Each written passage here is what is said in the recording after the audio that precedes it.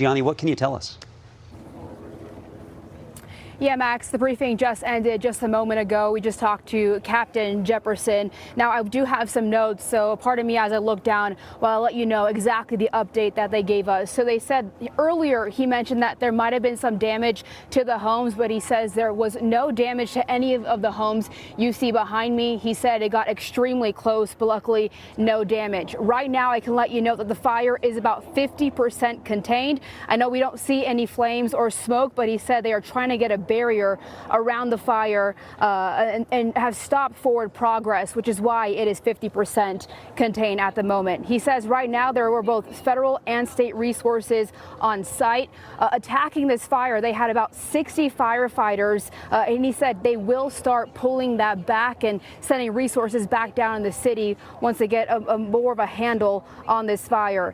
He said we are expected to have continued winds until about 10 p.m. We're going to get a gust from 20 to 30 miles per hour. He did say that they were in a red flag warning. He says that there is still road closures on Columbus, which we are currently on right now, and there were voluntary evacuations earlier. We saw police officers going door to door, letting residents know that they were able to evacuate if they like, but right now that evacuation has been lifted. But I do want to say that road closures are still happening on Columbus, on Dorchester, and Victory. As far as how many acres were burned, he said about 10 acres, and he said these winds are never good. They're obviously facing these wind gusts because they cause forward progress, but he said that when there is some red flag warnings, they are prepared for this. This is what he had to say about that red flag warning.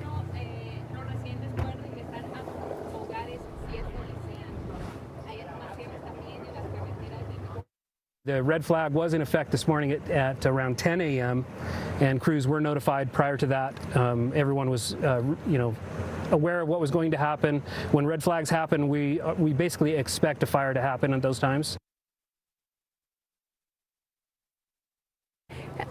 And I do want to mention that Captain Jefferson says that they had trained for this. They are aggressive and active, and this is what they prepare for. And I know Fox 13 News reporter Julia Sandor was also talking to residents about this fire. We'll go ahead and toss it to her. Julia?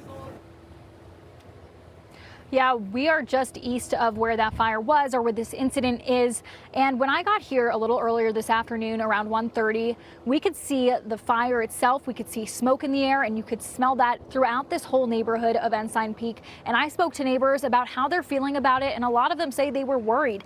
And we were talking to them over the past half hour. We haven't seen many planes or helicopters go and fly by.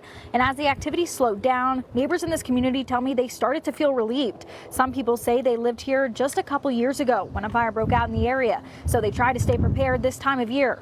Many neighbors also shared their concerns with me about these conditions. With the winds picking up every once in a while, people say they're continuing to keep a close eye on the situation. And I spoke with two siblings earlier who said they have a family member who lives in the area and were concerned about all of their belongings.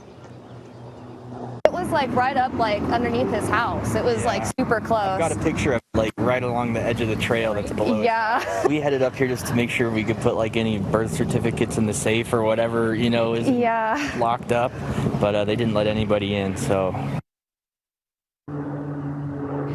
And again, these conditions right now, it's pretty windy out here. I mean, it just keeps coming and going. But behind me, the fire is out from what I can see on the east side of this incident. But you see some burn marks where there were firefighters climbing up trying to, get around it earlier. But again, these neighbors that I spoke to, they've dealt with fires before, and they say it's a scary sight to see, especially when it gets so close to their homes. But they're glad for the quick response, and they hope that these winds die down throughout the night. But again, like we were talking about, these winds are going to continue to pick up for the rest of the evening. But for now, I'll send it back to you guys live in Salt Lake City. Julia Sandor, Fox 13 News, Utah.